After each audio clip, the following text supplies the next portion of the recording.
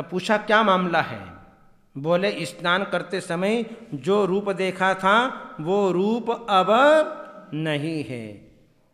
बस इतनी सी बात को सुन करके चक्रवर्ती को वैराग्य हो गया। आपने को कोई बोल दे तो हैं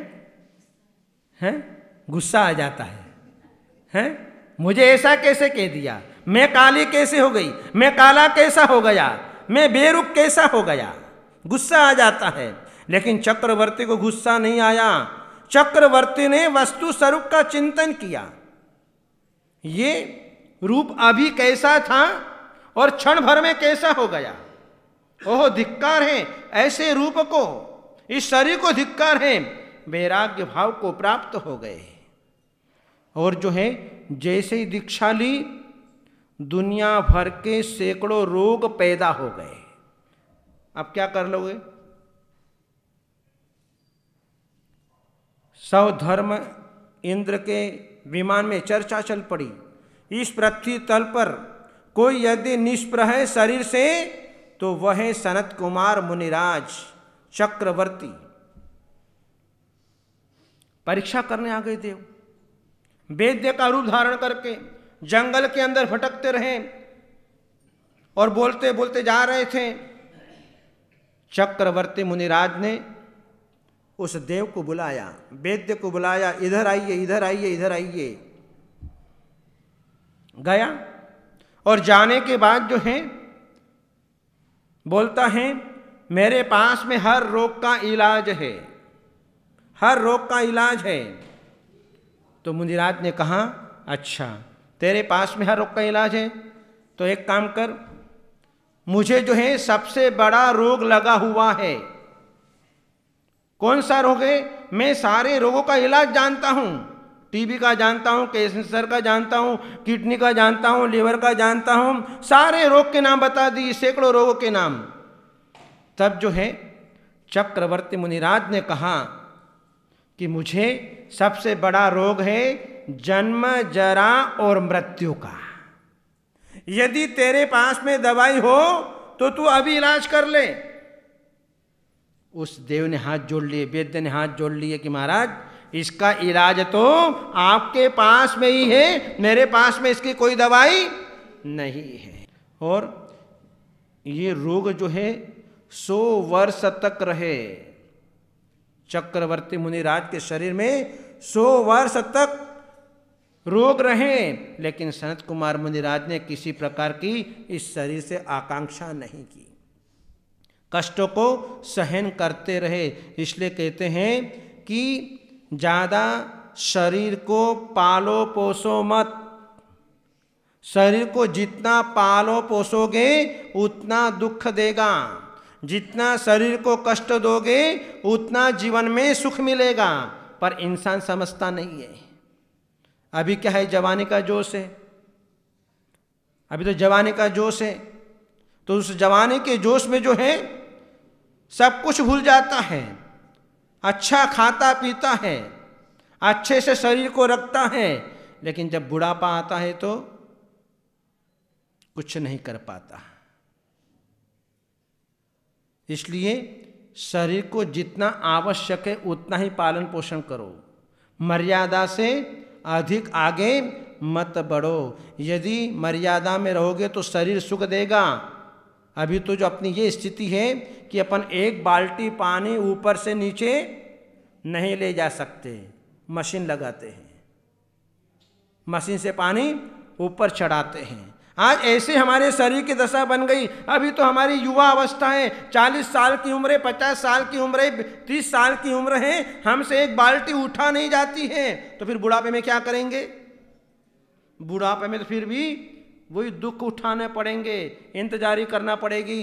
बाई आएगी, मौसी आएगी, वो आएगी, दीदी आएगी, हैं 10 आवाज लगाएंगे तब एक बार आएगी। इसलिए शरीर को ज़्यादा पालो पोसो मत, शरीर को कष्ट दो, शरीर को दुख दो, जिससे शरीर अपने जीवन के अंदर सुख देगा। और शरीर किसी का सगा नहीं है। आज बहुत अच्छा लग रहा है और घंटे भर बाद क्या होगा? कोई पता नहीं, कहाँ ठोकर लगेगी, कहाँ रोग पैदा हो जाएगा, कहाँ क्या घटना घट जाएगी, कोई पता नहीं चलेगा। आज जो है जहाँ सांसारी प्राणी अपने जीवन में रूप के पीछे भागा जा रहा है, मुझे सुंदर रूप चाहिए, सुंदर रूप चाहिए, और जो है सौंदर्य प्रसाधनों का उपयोग कर लेता है, हिंसात्मक सामग्री का उपयोग कर लेता है। हम अपने जीवन में किस प्रकार से जीवों की हिंसा की अनुमोदना कर लेते हैं, हमको पता नहीं चलता। आज लिपस्टिक आ रही है, हमने उसको बढ़ावा दे दिया। हमने जो है नेल पॉलिश लगा ली, बढ़ावा दे दिया। हमारे निमित्त से पशु कट रहे हैं, खून से भरे हुए हमारे नाखून, हमारे होंठ हमको बहुत अच्छे लगते हैं, मीठे मीठे लगते हैं। जब मुंह जुबान जो है जब उसको चाटती है तो मीठी मीठी लगती है, पर ये भूल जाते हैं ये किसी मूक पशु का खून है।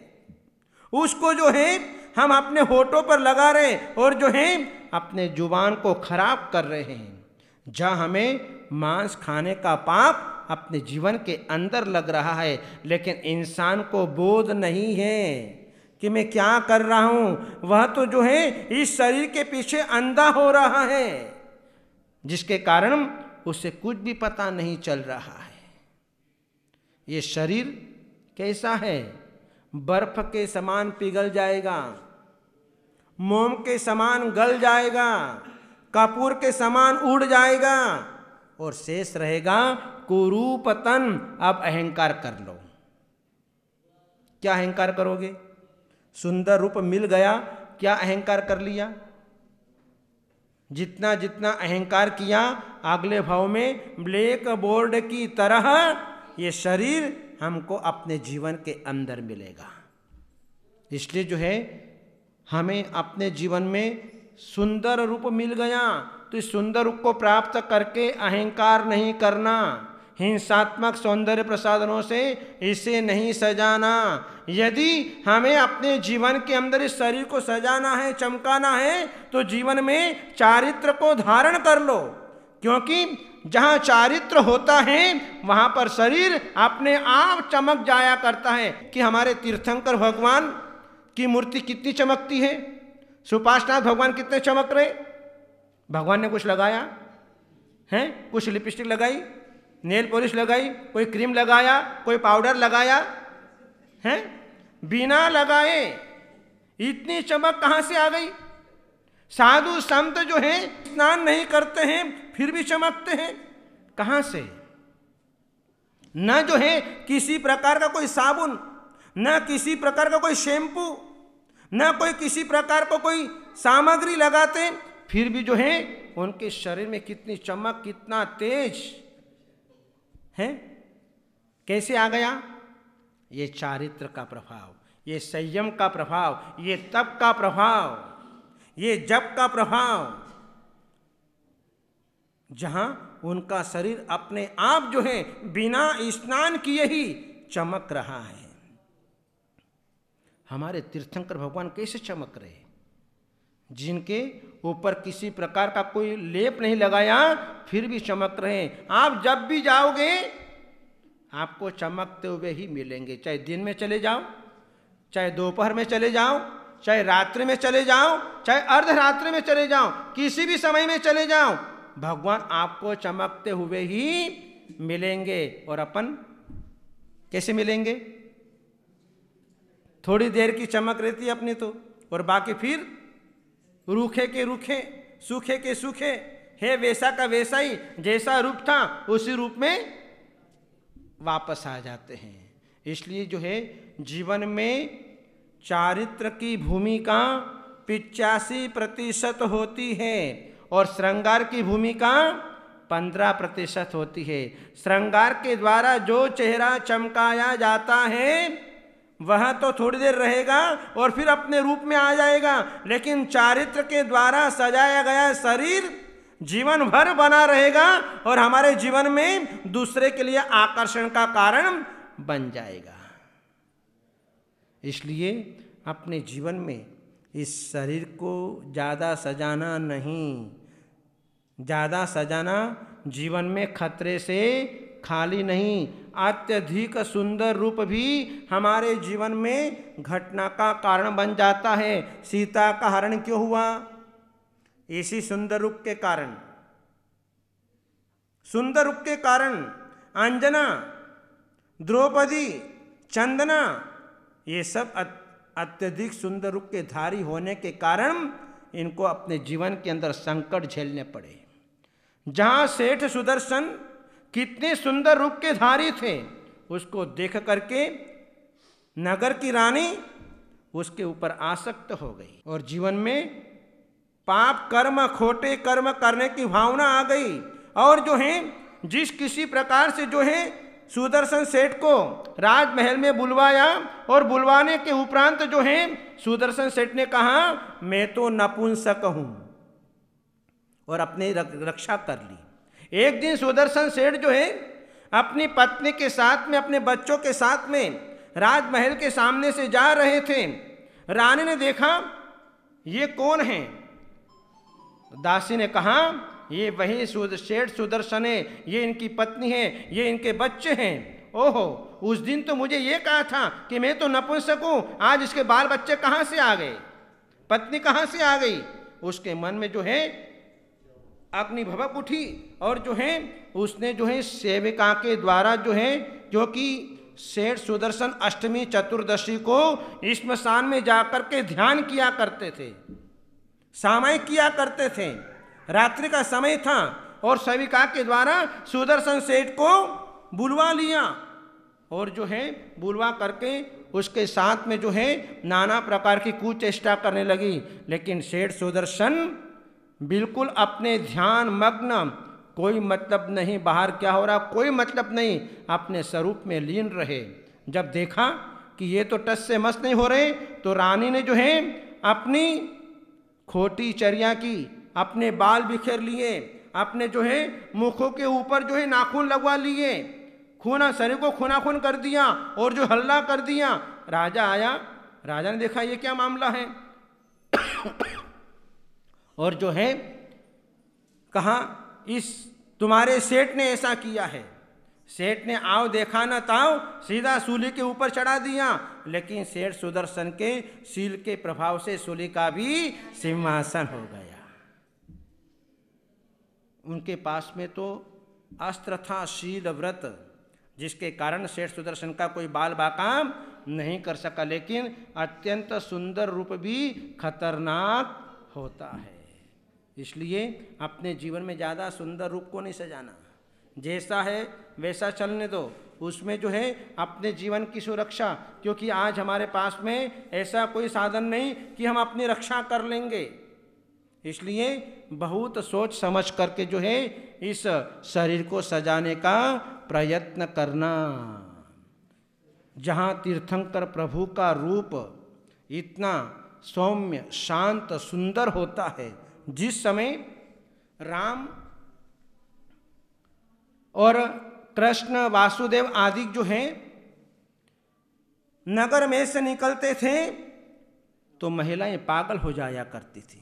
ऐसा सुंदर रूप उनके पास में था। जिस समय राम ने दीक्षा ली तो नगर में आहार करना मुश्किल हो गया। सारी भगदड़ मच जाया करती थी। राम को देखने के लिए इतने सुंदर रूप के धारी थे, तो राम ने जो है प्रतिज्ञा कर ली कि मैं अब नगर में आहार के लिए नहीं आऊंगा और जो है मैं जंगल में ही आहार की चर्या करूंगा। और जो है जंगल में रह कर के जो है अपनी आहार की चर्या कर। ये रूप जो है हमारा सगा नहीं होता है, शरीर किसी का सगा नहीं होता है। इसलिए अपने जीवन के अंदर ज़्यादा सुंदर रूप की आवश्यकता नहीं है। यदि मिल जाता है तो उसमें अहंकार नहीं करना। जो तीर्थंकर भगवान का सुंदर रूप, वे जिनका राग शांत हो गया, ऐसे सुंदर परमाणु के द्वारा उनके शरीर की निर्माण किया गया। लेकिन वे परमाणु इतने ही थे जिसके कारण उनका दूसरा शरीर नहीं बन पाया। इस प्रकार से मानतुंग आचार्य देव इस 12वें श्लोक में कह रहे हैं कि तीर्थंकर भगवान अद्वितीय अनुपम सौंदर्य रूप के धारी थे। सोहम तथापि तव भक्तिवशान् मुनीश कर्तुं स्तवं विगत शक्तिरपि प्रवृत्त प्रेत्यात्मवीर्यमविचार्य मृगेन्द्रं नाभ्येति किं निजशिशो परिपालनार्थम्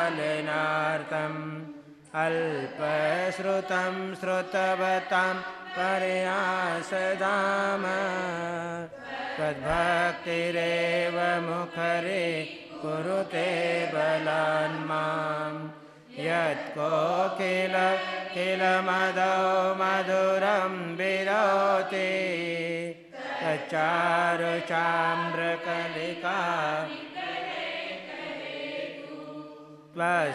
त्वत्संस्तवेन भवस सतिसं निबद्धम् पापं क्षणाक्षय उपेति शरीरभाजाम् आक्रान्ते लोकमलिनी रमशेषमाशु